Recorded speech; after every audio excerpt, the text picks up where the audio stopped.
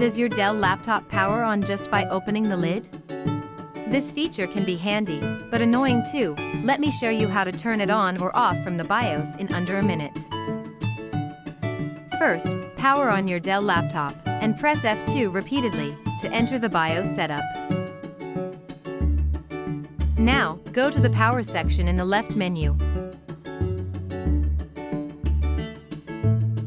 Scroll down, and you find Power on Lid Open option. Click on Power on Lid Open and you'll see a checkbox. Uncheck it to disable this feature, or check it if you want your laptop to power on when the lid is opened. Hit Apply and then click Exit. That's it. Problem solved. Your Dell laptop will now stay off until you press the power button, just the way you want it. If this helped, give it a like and subscribe to Tech Assist Hub for more Dell tips and tech fixes.